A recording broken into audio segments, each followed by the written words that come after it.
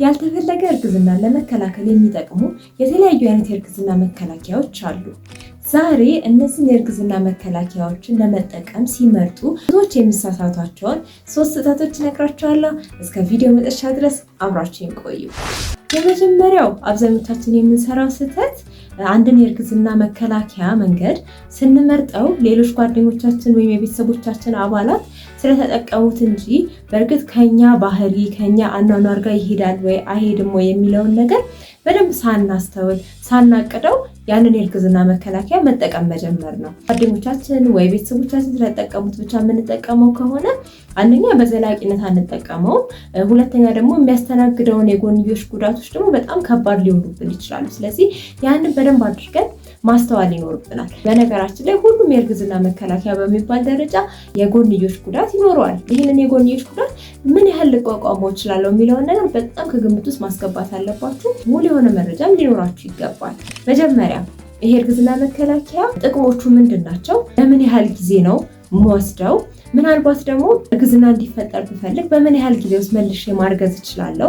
ምክንያቱም በተለይ በቅርቡ የማርገዝ እቅድ ካላችሁ አንዳንድ የእርግዝና መከላከያዎች በወሰዳችኋቸው ቁጥር የወር አበባችሁ የበለጠ እንዲዛባ በማድረግ በፈለጋችሁ ባቆማችሁ ጊዜ ወዲያው እርግዝና እንዲፈጠር ያለመሆን ነገር ሊያጋጥማችሁ ይችላል። ስለዚህ ያንን ከግምት ውስጥ ማስገባት አለባችሁ ማለት ነው። ከምን ያህል ጊዜ በኋላ ነው ልጅ ለመውለድ የማስበው የሚለውንም ነገር ግምት ውስጥ ማስገባት አለባችሁ። የጤና ሁኔታችሁ፣ ከዚህ በፊት የምትወስዷቸው ወይም ደግሞ አሁን ላይ እየወሰዳችኋቸው ያላችሁ መድኃኒቶች ካሉ፣ ስለዚህ እነዚህ ሁሉ ነገሮች በደንብ ኮንሲደሬሽን ውስጥ ማስገባት አለባችሁ። ከነዚህ ነገሮች አንጻርም ደግሞ አይታችሁ ነው መወሰን ያለባችሁ።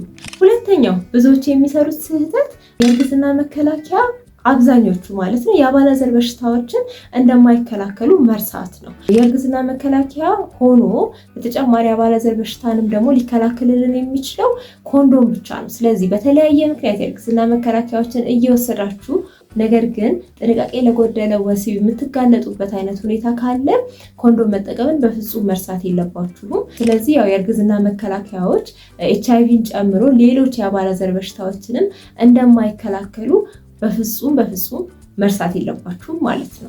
ሶስተኛው ብዙዎች የሚሰሩት ስህተት ደግሞ ምን መሰላችሁ? እርግዝና መከላከያውን በትክክል አለመጠቀም። በትክክል አለመጠቀም ሲባል ለምሳሌ እላዩ ላይ የሚቀመጠው ኢንስትራክሽን ይኖራል። በተለይ በራሳችን የምንወስዳቸው የቀኑ የሚወሰዱ ኪኒኖች አሉ። እነሱን ኪኒኖች የምንወስድበት ሰዓት ሁልጊዜ በተመሳሳይ ጊዜ መሆን አለበት። በየቀኑ ደግሞ በጭራሽ መርሳት የለብንም። ከዚህ በፊት በነገራችን ላይ አጥቢ እናቶች የሚወስዷቸውን ኪኒኖች እንዲሁም ደግሞ እንዲሁ ራሱ ሁሉም ሰው ሊወስዳቸው ስለሚችሉት በየቀኑ የሚወሰዱት ኪኒኖች ዙሪያ የሰሯቸው ቪዲዮዎች አሉ። እነዚህ ቪዲዮዎች ማለት ነው። ስለዚህ ብትመለከቷቸው ደስ ይለኛል። እና አንድ የእርግዝና መከላከያን ስንወስድ በትክክል በተነገረ መሰረት ነው መውሰድ ያለብን። 3 ወር የምትወስዱት መርፌ ከሆነ በቀጠሯችሁ ቀን ቶሎ ቀናችሁን ሳታዛቡ ሄዳችሁ መውሰድ ይኖርባችኋል።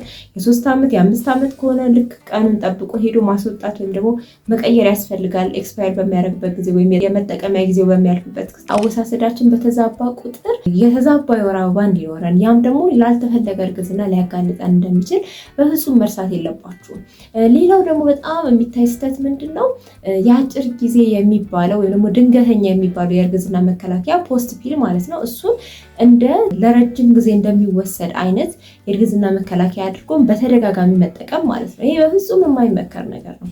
ከዚህ በፊትም ደግሞ በፖስት ፒል ዙሪያ ቪዲዮ ሰርች አለው እና በጣም ጥንቃቄ ማድረግ ያለባችሁ ነገር ነው። ምክንያቱም ፖስት ፒል በውስጡ በጣም ከፍተኛ የሆነ የሆርሞን መጠን ያለው ማለት በየቀኑ ከሚወሰዱ የእርግዝና መከላከያ ኪኒን ጋር ስናወዳድረው ከፍተኛ የሆነ ሆርሞን በውስጡ አለው። ስለዚህ ፖስት ፒልን በተደጋጋሚ መውሰድ የወር አበባ በጣም እንዲዛባ ሊያደርግ ይችላል። እንቁላል በትክክል አትለቀቅም ማለት ነው። ያ ማለት ደግሞ እርግዝና በቀላሉ አይፈጠርም ማለት ነው በኋላ ልጅ መውለድ በምትፈልጉበት ጊዜ። ስለዚህ እንደዚህ አይነት ጉዳቶች ስላሉት በጭራሽ ፖስት ፒልን እንደ ረጅም ጊዜ የእርግዝና መከላከያ ወይም ደግሞ በተደጋጋሚ መጠቀም የለባችሁም ማለት ነው። ከዚህ ሌላ ደግሞ የእርግዝና መከላከያዎችን መቀየር በምትፈልጉበት ጊዜ ማለትም ለምሳሌ የሚዋጥ ኪኒን ከሆነ እየወሰዳችሁ የነበረው ወደ ሌላ አይነት የእርግዝና መከላከያ መቀየር ከፈለጋችሁ አንደኛ ለጤና ባለሙያዎች በትክክል ስትወስዱ ስለነበረው ነገርና መቀየር ስለምትችሉበት መንገድ መወያየት ወይም ደግሞ ማማከር ያስፈልጋችኋል።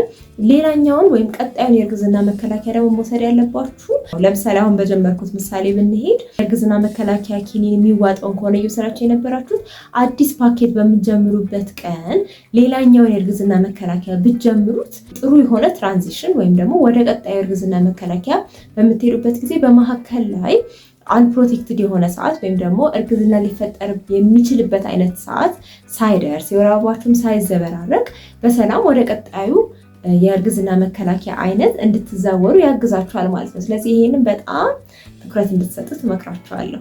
ዛሬ አብዛኞቻችን የእርግዝና መከላከያዎችን ስንመርጥ የምንሰራቸውን 3 ስህተቶች ነግሬያቸዋለሁ። በዚህ ዙሪያ ያዘጋጀላችሁ ቪዲዮ ይሄን ይመስል ነበር። እስቲ ምን ያህሎቻችሁ እነዚህ ስህተቶች ሰርታችኋቸዋል? ሆፕፉሊ ሳትሰሯቸው ይሄን ቪዲዮ እንዳያችሁ ተስፋ አደርጋለሁ። ለማታውቁኝና አዲስ ለሆናችሁ እኔ ስሜ ረዴት እንዳለው ይባላል።